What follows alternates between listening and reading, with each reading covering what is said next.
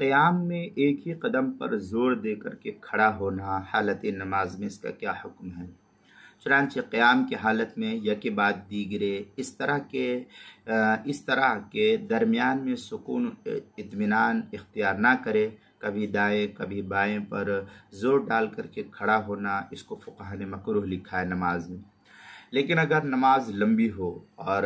بغرض استراحت آرام کی غرض سے کچھ دیر دائیں پیر پر اور کچھ دیر بائیں پیر کے سہارے لے کر کے کھڑا ہو تو پھر اس صورت میں مکروہ نہیں ہے، اور اگر کوئی عذر ہو تب بھی یہی حکم فقہا نے نقل کیا ہے۔ چنانچہ اس سلسلے میں جو ہے فتاوی شامیہ میں ہے وَيَكْرَهُ الْقِيَامُ عَلَى أَحْدِ الْقَدَمَيْنِ فِي الصَّلَاةِ بِلَا عُذْرٍ، یہ فتاوی شامی کی عبارت ہے، جلد نمبر 2 صفحہ نمبر 131، کتاب الصلاۃ باب صفت الصلاۃ بحث القیام، یہ منیت المصلی کی عبارت ہے، منیت المصلی جلد نمبر صفحہ نمبر 106 پر اس کو نقل کیا ہے۔ اعلاء السنن میں تحاوی سے نقل کیا گیا نص الامام علی ذلک قال فما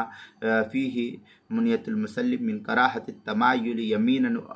و یسارا، اس کے تحت جو ہے کیا نام ہے اعلاء السنن کی 5ویں جلد صفحہ 162، کتاب الصلاۃ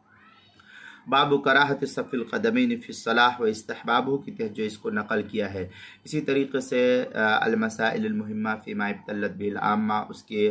مکروہات الصلاۃ عنوان ہے قیام میں ایک ہی قدم پر زور دے کر کھڑا ہونا، جلد نمبر 1 صفحہ نمبر 59 مسئلہ نمبر 48 کے تحت جو ہے اس کو نقل کیا گیا ہے۔